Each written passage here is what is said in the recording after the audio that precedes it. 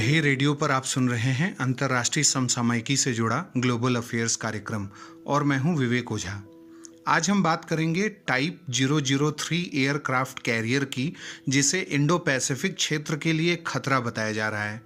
चीन किस तरीके से एयरक्राफ्ट कैरियर्स का विकास कर रहा है, अमेरिका को चुनौती देने की उसकी मंशा है, भारत को कैसे वो प्रतिसंतुलित करना चाहता है, भारत इस दिशा में क्या कर रहा है और भारत ब्लू वाटर नेवी बनने के लिए क्या कर रहा है और ब्लू वाटर नेवी होता क्या है। ये सब तमाम ऐसे प्रश्न हैं जिन पर हम चर्चा करेंगे।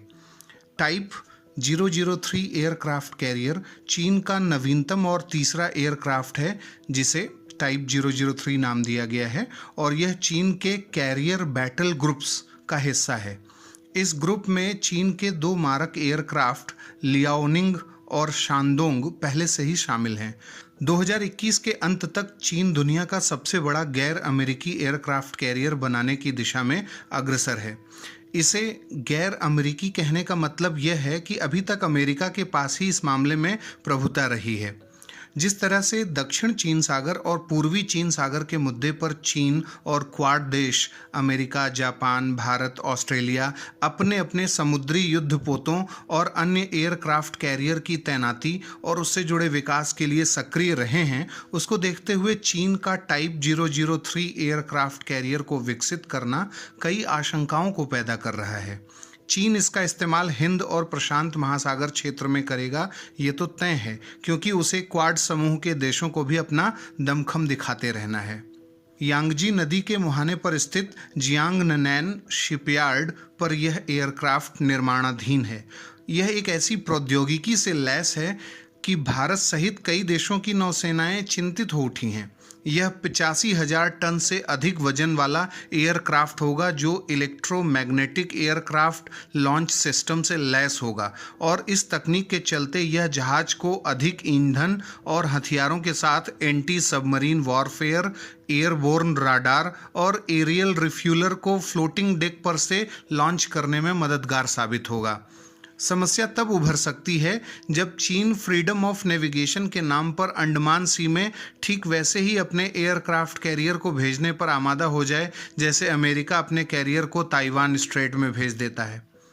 भारत की इस दिशा में तैयारी की बात करें तो भारत ने नया intermediate range ballistic missile Agni prime को विकसित कर लिया है, जिसका युद्धकालीन उद्देश्य यानी war time objective carrier battle groups को निशाना बनाना है। कैरियर बैटल ग्रुप्स की चर्चा अभी थोड़ी देर पहले हमने की है। एक तरफ जहां चीन के पास 2025 तक 4 एयरक्राफ्ट कैरियर होंगे, वहीं भारत के पास अभी आईएनएस विक्रमादित्य निर्माणाधीन है और आईएनएस विक्रांत अगस्त 2022 तक कार्यशील हो जाएगा। सागरीय क्षेत्र में वायु शक्ति के मामले में अभी भारत चीन से काफ़ी पीछे है, इसलिए भारत को चीन के प्रतिरोध के लिए अपने न्यूक्लियर पावर्ड अटैक सबमरीन्स को बनाने और विकसित करने पर अधिक ध्यान देना होगा। ऐसा करके ही भारतीय नौसेना ब्लू वाटर नेवी बनने का सपना पूरा कर सकती है और मैरीटाइम डोमेन अवेयरनेस में भी वृद्धि कर सकती है। अब हम अंत में जानते हैं कि ब्लू वाटर नेवी क्या होता है। ब्लू वाटर नेवी उस देश की शक्तिशाली नौसेना को कहते हैं जो अपने समुद्री सीमाओं से भी आगे गहरे सागरीय क्षेत्र यानी डीप मैरीटाइम जोन्स में अपने जहाज़ों को भेजने में समर्थ होती है।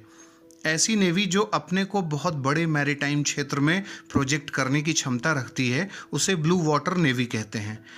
ऐसी नेवी इतनी समर्थ या सक्षम होती है कि अपने सागरीय क्षेत्र से काफ़ी दूर निकलने के बाद भी इसे अपने सागरीय जहाज़ों में पुनः ईंधन भरवाने के लिए अपने सागरीय क्षेत्र की तरफ नहीं लौटना होता।